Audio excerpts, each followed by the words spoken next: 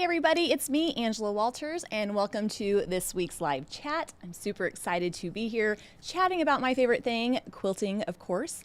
Sorry I wasn't here last week. We took a last-minute trip to Alaska, like literally booked the tickets on Saturday, left on Monday, and went. It was so much fun. I missed you all. I kind of thought about doing my live chat from there, but I was like, we'll get you next week. So sorry about that. But I am back today. Thursdays at 3 p.m. Central is when I go live. And today I'm going to talk about tips for marking your quilts. So not so much like these are the products you should use, but a little bit of that, but also like kind of my process for marking them. I do want to say though, Jessica is out of town, so I'm kind of flying solo. I'm going to try to monitor the type chat as we go through, but not sure I'll be able to get to your questions live, but I will be checking out the comments and answering them on there. So definitely a lot of fun. And in last live chat 2 weeks ago, I talked about our new Build a Quilt Block of the Month program. Turns out pumpkin season, the fall colorway, is the biggest winner. If you don't know what I'm talking about, you can check that out. But Kathy Davis is the winner of the free Build a Quilt registration. So I've already commented on her comment, but Kathy, if you're watching, email us and we'll get you signed up for it. And if you want to learn more about it, of course, check out the other live chat or visit quiltingismytherapy.com. Now, today's live chat, of course, is going to be about marking quilts. And it's funny because that's one of the very common questions I'm asked. And there's something about learning what people use and kind of what their process is that kind of gives us a jumping off point.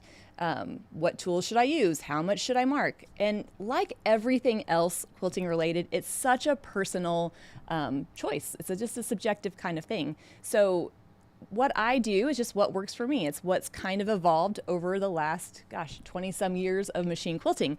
So if you have a way that you do it, you can, listen to the suggestions, but just please don't change what you're doing if it works for you. I like to tell my new long arm owners, if it works, right? So definitely don't want to make you think, oh, I got to change it.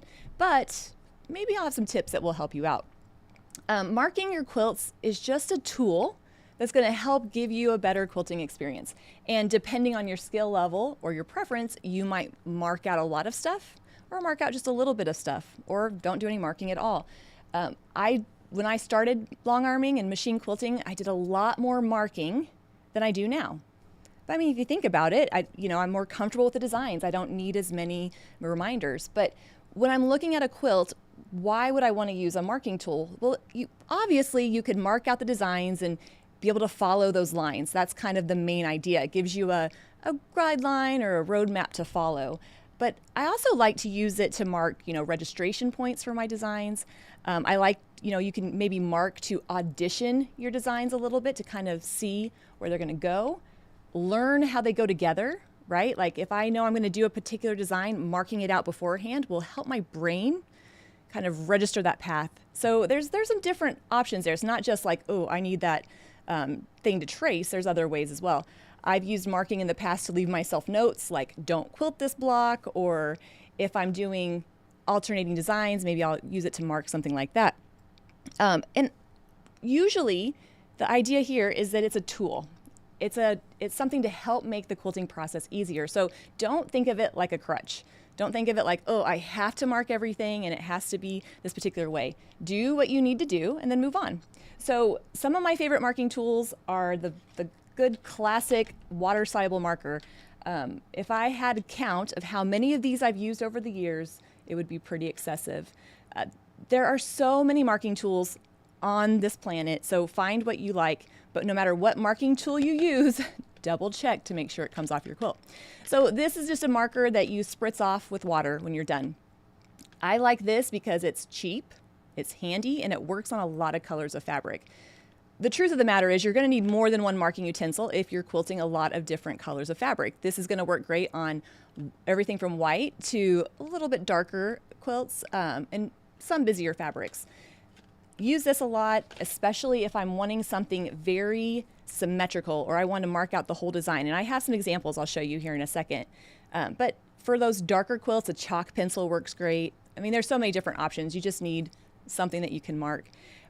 For this, I'm marking detailed designs. I'm going to show you here in a second what I'm doing with it, but I'm marking these kind of things. But for quicker marking, a pounce pad works great. So these have been around forever. This is probably one of the original ones that I started out with.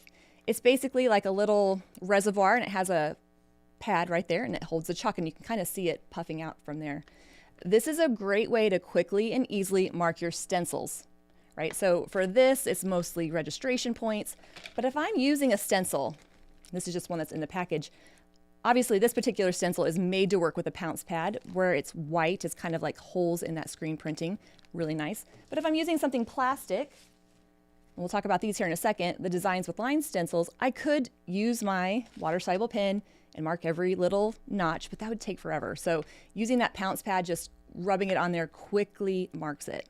Now, there are benefits and minuses, or pluses and minuses to all the different ones, or let's just say this, different benefits to using it. This marks nice and quickly, but it also kind of rubs off pretty easily. So I'm not going to mark out a whole cloth quilt with this and hope it stays on there as I'm loading and working through the quilt. This is going to be, while I'm in the moment, I'm marking it out as I'm quilting the block. Of course, if you wanted to lay out your quilt top, do all your marking before you start the machine quilting, you definitely can. I tend to mark on the fly. So if I'm working on this block, I'll do my markings then and then move on. I'm not sure if that's my want to get quilting personality or if it's more efficient, but that's just how I handle it. So I'm going to use the pounce pads for stencils and then also, for things that I don't need to leave on for a while. There comes in a lot of different colors too. I have the blue and the white, but they have a pink one too, kind of fun. So we're going to talk about the pluses and minuses of each of them. When you look at stencils though, like if you're wanting to mark out a design on your quilt that is already designed for you, one thing to think about is it's very static, right? I can't change the size of it. I can't change what it looks like, but it's a really helpful tool to follow. Now, these are the stencils I use most of, like 99% of the time. They're called Designs with Lines stencils, and they just mark the reference points that I can then quilt my design. The idea being I already know how the design goes together. I just want to make sure it's centered and it's symmetrical as possible. If you've watched any of my live chats, any of my machine quilting videos, you've already seen these a million times. I didn't invent them, but I sure love them. So I have this one, and then this is great for borders. It helps you mark registration lines. And we'll see that here in a second. But whatever stencils you have, you're just going to, use them to mark out the designs on your quilt and follow it. But no matter what you're doing, I want to encourage you, remind you, just remember as you're quilting, those lines are a guide. They're a suggestion. They're a path to follow. The quilting doesn't have to be perfectly on them because eventually you're going to remove them, right? So use it more as like, okay, this is where this design is going to go, less of, oh, I need to hit this line perfectly. Because once you remove those lines, nobody knows where it was supposed to go. So now, which designs or which stencils should you start with? If you're wanting a more design element like this, whatever it is you want to quilt, right? If I want to quilt a feather motif, this is what I'm going to get. If you don't like feathers, this is not going to be what you get. But whatever stencil you get, before you start quilting it, just take a second to run along the path with your fingers to kind of get the idea of where it goes. Unlike marking a design out or drawing it out with a marker, in which I'm kind of learning the path as I'm doing it, you don't want to get to quilting and not be sure where to go. So just take a second and be like, okay, this is how I'm going to work on it. You can also start making your plans ahead of time, right? If we look at this stencil, it's really cute. It's the corner feather. They don't meet in the center. That's fine. That's a design choice there. But if I want to make it continuous, I might think, oh, you know what? I'm going to quilt a line that arcs from one to one. So just lets me kind of have my game plan before I get to the quilting. Not that I can't stop and think through it, because I can, but just kind of taking the time to learn it. And if you use a stencil over several blocks of your quilt, you will get the hang of it by the time you get to the end. So, all right, I put together some pictures. If this is your first live chat with me, I always try to have some visual because I don't want you to have to stare at my face the whole time. Quilting examples from the past, present, or whatever I can find. Every week it's like I'm going down a rabbit hole of quilting, and it's kind of fun to see my way through that. So again, whichever marking tools you use is totally fine. A chalk pencil, something to use on the lighter fabrics, and then any stencils that you want to work with. This is just kind of a visual here. Now, when I am going to use my water-soluble marker, or I'm going to mark out a whole design, it's going to be because it needs to be a very specific spacing, a very specific shape, right? I love to mark reference lines. I love to mark guidelines. But for instance, in this quilt that says Parisville at the bottom, that's looking just like the logo on Tula's quilt, I'm not going to be able to freehand that. And all the guidelines in the world aren't going to really help unless I have the actual letters. So in this instance, I'm marking out the whole design, which is the letters on the quilt. The idea being I want it to be precise and to look exactly like this thing, the logo, and have it be in that place. But when I got to the feathers, I might have just marked a registration line on where I wanted that feather to go, right? So a kind of an example of how I might not mark every single thing. I found this picture, just a random one. Example right here, I wanted that logo, which was a fabric collection I had designed. I wanted to be specific, so marking it out beforehand was how I did it. In this instance, I just printed out the letters and put them under the fabric and then traced over the top. So depending on your fabric, you can get away with that. This is really fun if you have pictures of designs that you like, and you can kind of create your own stencil there. But I'm going to mark out the whole design if it's a very precise, specific thing, right? Maybe not if it's just something I can wing. So in this particular example, it's just a close-up picture of some quilting I did on Tula's anchor quilt. I felt fairly comfortable I could quilt those block letters. They're only about 1/4 inch wide, the different lines, and they kind of blended into the center, and so I wasn't too worried about it. So in this example, I didn't mark. So again, it just really depends on your preferences and what you're going for. If you're like, Angela, I want to mark the whole thing out so I don't have to think and I can drink all the wine while I'm quilting, that's perfect. You're going to do what helps you quilt. This is just another example of marking out the whole design. Well, actually, I'll say most of it. So this particular quilt was from my Ultimate Guide to Machine Quilting book that I wrote with Krista Watson, and it was a whole cloth quilt. And the idea was we had this kind of wedge design and we rotated it. There's no way I can just freehand a butterfly that's going to look the same all 8 times. So in this example, definitely marking out that whole design, that whole center design. However, on the outside, you can kind of see that swirl chain right there. I didn't mark the whole swirl chain out. I just kind of gave myself a guideline to follow. So it's kind of like a sliding scale. You can kind of fall wherever you want on that, whether you mark just a little bit or the whole thing. Again, it just depends on your preferences. Here's an example of when I wouldn't mark. When I worked on this quilt, which I did a whole live chat about, I just had random swirls kind of coming out behind the flowers. And I just kind of visually looked at it and thought, well, I'll just have one come up here and one come out there. So it might look as though it was marked, but it wasn't. So again, just an example of, or just a little bit of a peek into my brain of what I'm thinking when I'm putting out these designs. One of the benefits, to quilting is you can kind of visualize where you want it to go, kind of see as it's unfolding. But if I really, really, really wanted it to be very specific and the same across all of them, I would have marked registration lines, or I would have done some more marking. All right, so with any of the marking tools, you can, like I said, mark the whole design, mark a portion of the design, whatever you need to feel comfortable. If you're marking the design because you're not sure how it goes together, then mark the whole thing. But the example that I like to use is of a feather. When I started machine quilting, I would have marked the whole feather, the spine, the petals, and all of that. Then, as I got more comfortable, I might have just marked the spine and one side of the feather, and then maybe just the spine. So one thing I love to do is to mark as I quilt. It's kind of like a quilt as you go, but it's a mark as you go. Now, while this won't work in every situation, instead of marking out that whole feather, I might just mark that spine of that motif and where I want that to go, and then quilt it. And then maybe mark out the next couple steps and then quilt it. This is for a couple different reasons. One, I might get into the feather and realize, oh, I don't really need to mark it. I can do it. Second, if you mark the whole design, especially if it's pretty complex, it can be hard to know where to go next. So by breaking it up into chunks, it kind of makes it a little bit easier to visualize where to go. Again, this is just what works for me in most situations. It's always going to be different depending on your preferences. But just know that you can mark the whole design beforehand or mark it as you go. For example, on that feather, if I do really well with petals on the right side, but not on the left side, then that would be an example of when I would mark some of it. Sometimes I might mark just a couple of the petals to learn like, okay, this is how I want it to go. This is what it's going to look like. So it's a tool, not a crutch. Don't feel like you have to do it.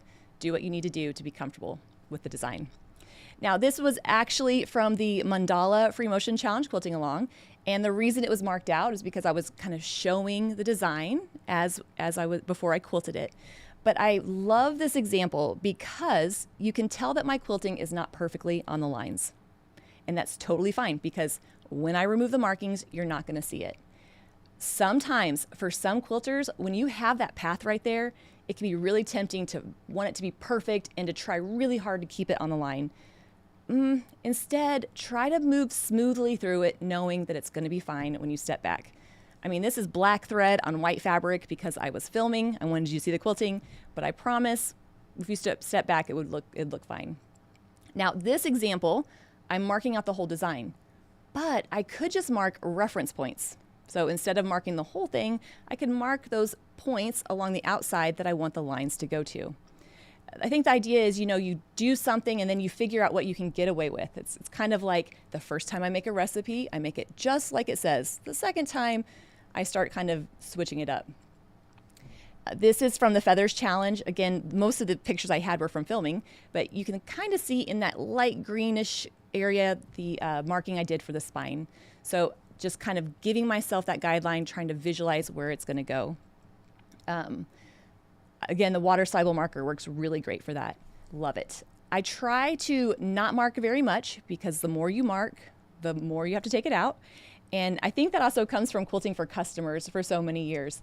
If a customer gives me a quilt and I mark it and I have to get it wet and that fabric bleeds, it's my fault. If I quilt it, they take it home and it bleeds, it's their fault. So trying to keep the quilting or the marking as minimum as possible. Not like I'm not going to do it, but I'm just like, oh, what's the least that I can get away with here? And as I'm marking, I'm not, pressing really hard or trying to get a really thick line. I just want to be able to see it while I quilt it. And then just another example of that same quilt. You can kind of see those registration points.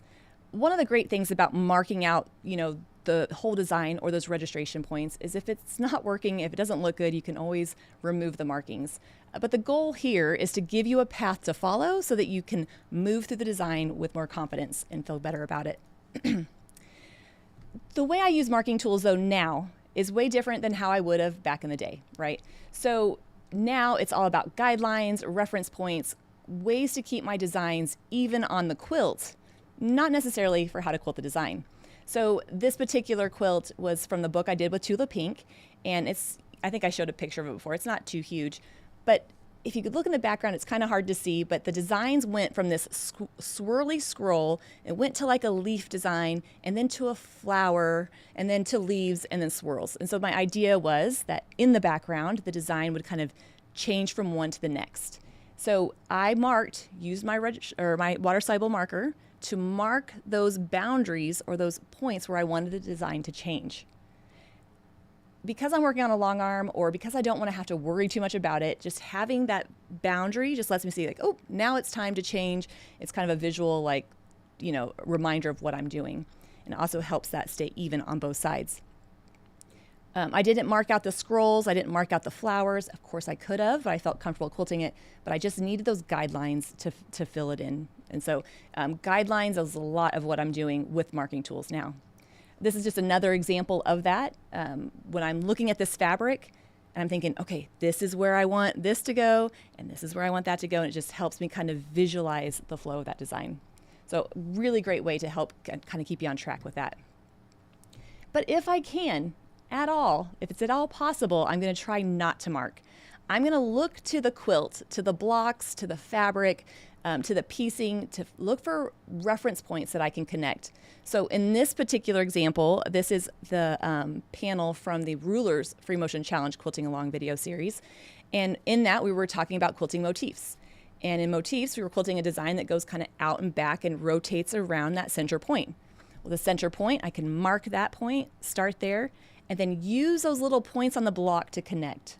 So looking for those registration points that I don't have to mark and trusting that it's going to be okay. So if I can get away with marking, I definitely will try to avoid it. Sometimes eyeball it, use my fingernail to make a little crease in the fabric so I can see where it's at. But definitely look first and see if there's something you can do to connect it. If that didn't work in the outside of this block, if I didn't have those pieced lines or that design, then that's when I might mark registration lines to fill in my design. This particular example is from that same video series, and it's so interesting because I'm not sure what I was marking here. So you can kind of see the mark in the center. I get that. There's a diagonal line that goes to the upper left corner. Perfect. The reason I did that is because I knew that motif wasn't going to come all the way to the point. And so since it's kind of coming in a couple inches, that helps me make sure that it's somewhat centered there. But I'm not sure what the horizontal and vertical line were that I marked there. I'm sure there was some kind of reason. I just can't remember what it was. But again, an example of using those registration lines to help you keep the design where you want it on the block. Not necessarily to make the design perfect, but just to get it where you want it to go. I said earlier, auditioning designs. If you want to be very specific about where something's going to go, marking it out just helps you do that. So this was, I don't have the whole picture of the whole quilt, but it's a quilt I did for Tula that had all these medicine bottles, and I wanted some random big pebbles or circles in a different color thread. So I just kind of marked them out real quick to make sure I liked where they were at and then quilted along them. And I think I have a quilt example here. So just to audition and make sure that you like the placement of it. If I had felt, ooh, that's not enough or that's not big enough, I could have adjusted my markings. A lot easier than taking out the quilting, for sure. I hope you all are doing all right. I can't see the chat, so but I'm assuming that you're having a great time and that you are doing well. I love to, mark those reference points to create my design. And we've already seen this quilt in a previous live chat. I did like 2 live chats on how it came together. But looking at this complex looking design, this mandala kind of effect, I did not mark the whole thing out. I marked reference points and then quilted to them. So of course I could have marked every single thing out, but truthfully, I didn't know what I was going to do at the end when I started. I just kind of started connecting points. So you can create super complex looking designs with just reference points. So I know I kind of talked about it in a previous chat, but I thought we'd just revisit this one real quick. Anytime a quilt has points or blocks, it's perfect. It's going to be that grid that I can connect all the way around. And in this example, I thought, I'm going to put a dot about 3 inches above each point. Now here I'm using a different marking tool. That's just because I couldn't find my water-soluble marker. But at this point, it doesn't matter. It can be anything to make that little dot. Look to the piecing as your guide. Let the piecing be your guide. It's your Sherpa to great quilting. But once I had that reference point, then I could quilt from one point, that kind of dark blue diamond, to that point that I marked out there, and then on to the other side. And since my block is already, or my quilt is already on a grid, the work is mostly done. I don't have to do all the marking to get that done. And then you can kind of see what that looks like. So those reference points, once you get comfortable with that, really fun, quick way to quilt, especially if you're doing something that looks kind of complex. Now in this example, I wanted to create this kind of design, or did the same thing where I had a point, a set distance away. So I'm looking at where those lines cross by the pebbles, thinking 4 inches out and quilting my line to it. So look for those reference points and see what you can't connect to work through it. Now, if you're a newer machine quilter and you're watching this, you're like, I give up. I don't even want to try. This is an extreme example, but I'm saying you can use those marking tools in whichever way you feel comfortable. And sometimes using just the reference points will make it easier. Now, when it comes to creating designs, you don't have to have a stencil. You can create your own, of course, drawing them out. And when I was kind of working through this quilt, gosh, it took so long to decide what to do. I decided to make this shape, but I knew, that might be kind of tricky to recreate. So I went ahead and cut out a little template. Not a stencil or a ruler or anything, but just a template to help me place my marked points. So since I had that, I can center it on each of those and then mark the points. Just like we've seen with the other designs, I could mark that whole design totally fine. But since I'm using a ruler to create it, I just marked the corners and the top, and then I just used my ruler to connect each one. So again, been totally fine if I'd marked the whole thing, but it was just a lot quicker to mark the points, less quilting to remove, and just better for me. Now, I just recently finished a quilt for Tula Pink, which I can't show you yet. She's showing it at Quilt Market, so I can't wait because I kind of did the same idea as a previous quilt. This quilt is in a circle, and I'm like, gosh, what am I going to do that's cool and unique and totally different than anything I've ever done for her? And I thought of that mandala thing that I'd kind of done on that previous quilt. So the same basic idea, just in a more extreme example. Here you can see my very high-tech template. I decided I was going to use the 2 rulers, my smiley ruler for the curve, and then my Taj for the top. So these designs are actually created by combining the 2 rulers. But I wanted to make sure that I had it positioned, where it needed to be. So cutting out that piece just allowed me to create that shape. And just like we saw with the previous one, I could totally mark around the whole thing. That's completely fine. But I just marked a couple of reference points. So you can see in the red, I kind of marked around the very top point. On the sides, just a little dash so I would know when to switch to the next ruler. And of course, the point at the bottom. And then I could just quickly move my way around. Now, if I had a stencil, a plastic stencil, I could have easily used my pounce pad, right, to mark that. But since I'm kind of creating this, I didn't have that option. But there is template plastic, and you can play around with that if you want to come up with your own pounce option. And here's kind of the finished. I had to get creative with the picture because there was like a lot of fabric, but you can kind of see that plume feather, and that's that shape that I was quilting right there. So you can mark the whole thing, or you can mark portions of it. You can use your pencil, you can use a pounce pad, whichever is convenient. But if you're sitting here and you're like, I don't believe you, Angela, I have to mark the whole thing out because I want it to look perfect, that's fine. But you can get the look of perfection without actually having it. When I'm quilting any kind of design, like a motif or anything that I would be tempted to mark, one thing I'm thinking of is symmetry. Symmetry is so important. If a design is symmetrical, it will look perfect to us, even if it isn't. So looking at this particular quilt I did for Tula, it's the circle in the center of the quilt, and it took me a second to figure out what I was going to do. It's kind of tricky, but then I realized there are reference points all the way around that circle. Great. So I'm going to quilt a design that goes from one point to the next, and I decided to do this kind of swirl chain. If you look closely, or if you look, you probably don't even have to look too closely, you can tell that those individual elements aren't exactly the same size. They're not exactly the same placement, but they're symmetrical. They all have that leaf in the center. They all have the 2 swirls that face away from it. And when you step back, if it's symmetrical, it will look perfect. Now, the hardest part is not pointing out the mistakes to other people. I can do that because I'm a professional. But when you get done with it and you step back, it's going to look great. And when people say it looks great, you're going to say, thank you, or you're going to say, it's something, but don't point that out.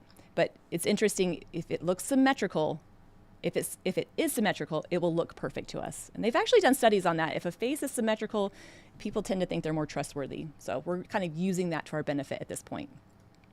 I've just a couple other examples of that. And this is just meant to kind of like reassure you that even as you're quilting, if it doesn't look perfect, it's gonna be fine. Now, I will tell you, I recently painted some closet doors. This is gonna make sense here in a second. I'm like, it is miserable, first of all, painting closet doors, but like every little brush stroke, I'm like, this thing looks like a mess. And I kept telling my friend Becca, I'm like, I just need to remember to step back, see the whole thing, and not look at the individual runs in it. I also said, like, I'm really not good at it. So I'm like, oh, I need to get better at it. So it's fun to remember what it's like to suck at something. But in this example, we have some motifs coming off of the center there. But if you look really close, like I said, they're not exactly the same. One's wider than the other, one comes out a little bit more, but they're symmetrical. So focus on symmetry and trust it's going to be fine. And if you don't like it, just keep throwing more quilting around it until you like how it looks. So again, don't get too hung up on it. I don't want you to be so frustrated that you're removing the quilting. So in this example, I just kind of pulled up on that symmetrical idea. The purple quilting in between the star points, I had that center triangle, I had those 2 wedges, but if you look at that center diamond, that's right above the quilting is my therapy in the white, you can tell it's not perfect, but the whole thing is symmetrical, and that's gives it that look, right? And then, if I don't love it, then I'll just make sure I point out something else in another part of the quilt.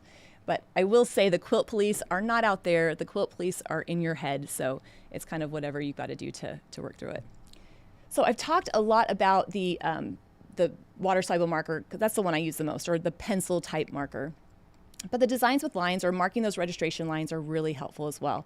And these are just a couple of screenshots I took off of the machine, or the diagrams I have for my rulers. So here you can see, instead of marking out the whole motif, I'm just using the registration lines, the corners of the block, the center of that block to create my shape. Again, this is going to be for situations where I feel comfortable with how the design goes together. I just want to make sure that it fits that block as perfectly as possible. So in this example, I've used my basic 8 stencil, laid it on my block, quickly pounced over it, and then started quilting. So definitely just a way to go about it. But like I've said already, if you don't feel comfortable with it or how it goes together, you can mark out the whole design so that helps you learn the path.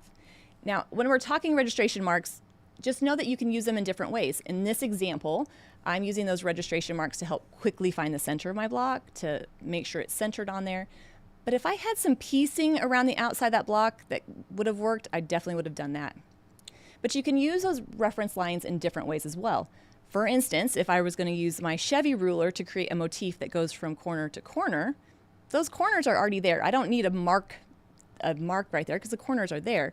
But if you can see where that line in the center, right under the center of the ruler, hits that, whatever that point that is, it's going to help me keep it centered. So these little dashes along here will help keep it centered as well. So it's not just the outer corners, it's in here too. So use those reference points, to help you out, even if it's not your traditional what you think of as a motif. So I know that's kind of a lot to throw at, or just kind of abstract thinking. But when you're machine quilting, every little thing that can help you be more comfortable with the process is just going to make the process a lot more fun. When you're a brand new quilter, it's going to give you a path to follow. If you think about how we learned how to write, we learned by tracing letters, and that's going to let us trace those designs. But even as you grow into your machine quilting, for those of you that have plenty of experience, just having those registration lines will just help make sure that you're happy with the end result. But the main idea is that marking tools are a tool, they're not a crutch. So you're going to use them in the way that you need to use them to be happy with your quilting. And again, whatever works for you, I definitely want you to stick with that. All right, so a couple questions did come up on the type chat before I went live. Every Thursday at 3 p.m. Central is when I go live, but I get on the video link about 30 minutes early, and we type and talk and chat, and sometimes questions will come up there. Nancy had a great question. She's like, I like the pounce pad, but have you ever had trouble with it coming off? So the pounce pad really just brushes off nice and easy in my experience. But just like the water soluble marker, I am not just overly marking that. Since I'm kind of marking on the fly, it doesn't have to stay on there as I'm loading the quilt or making my quilt sandwich. So I try to just really light, the least amount.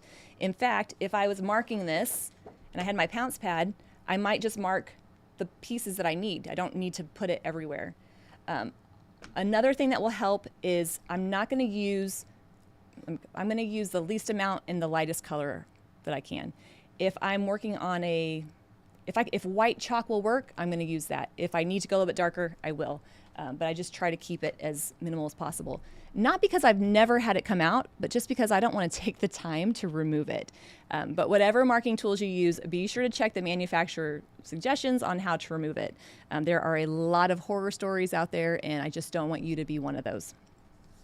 Another question came up. This is a great one. It actually came up a couple different ways. In my opinion, what's the best design to learn as a brand new quilter, or technique? Like, there are so many design options. There's so many things out there. It can be kind of overwhelming to know where to start. The good news is you can start wherever you want. The bad news is you can start wherever you want. If you knew what you wanted to do, you wouldn't be asking, right? So as you're looking through designs, pick something that you want to learn, right? If you just love feathers, go into it. If you're like, I feel like I would do better with rulers, start with that. There's not a prescribed thing to start with. That being said, I think swirls are such a versatile design. They go together as a meander, so you're learning techniques to use in other ways. But other people would say just the basic meander. Really, it doesn't matter. But you might be surprised that you can jump around. The only caveat I would make to that is if you are somebody that likes to doodle, Like let's say you're always drawing on paper and you always doodle leaves, then do leaves, right? That's a great place to start because you already know the path of that design. So I always kind of joke, but I think it's true that I can do like psychoanalysis based on people's quilting styles. And when I'm talking to brand new quilters, especially, newer long armors or somebody that's new to it, it's the ones that aren't afraid of making mistakes that really take off the quickest. So don't be afraid of making mistakes. Just jump in there, pick a design that you like the look of it and go for it. I have plenty of video series that will take you through different techniques. So I would say swirls or dot to dot technique, which will show you the rulers, just something that you like the way it looks. Ultimately, no matter what you decide, it's going to take practice. So you might as well be practicing something you like. And through the type chat, she replied, "Oh, I thought you would have said the meander." And I'm like, well, yeah, I mean, there's less to it, but it's also, for me, boring. I don't personally like quilting it. So it would be not fun to learn that. So don't be afraid to, switch it up as you go and to do what really kind of fits in your preference. This thing that we're doing, this quilting thing, is a fun thing. It's our hobby. Let's not make it so miserable or beat ourselves up about it because it's definitely don't want it to be like that. So if you have any questions about the things I've talked about, you can leave them in the comments. And in next week's live chat, fingers crossed, I'm going to be able to announce the next free motion challenge quilting along, which is going to be swirls. So that's probably why I said swirls, because it's in my mind. I'm super excited about this. This is going to be my most ambitious challenge yet, as far as like the supplies and the resources I'm including. I really want people to start the video series and be like, oh, I can do it. So anyway, I'm hoping I should be able to announce that. If you're like, I don't even know what you're talking about, the Free Motion Challenge Quilting Along is like a video series on a set technique, and you can check out those on my YouTube channel and see all of that. And if you're watching this, if you've liked any of the free content or any of the videos, I hope you'll give the video a thumbs up. That lets YouTube know that you like it and lets other quilters find me as well. So I'll be back next Thursday at 3 p.m. Central for another live chat. Until then, everybody stay safe and have a great rest of your week. Happy quilting.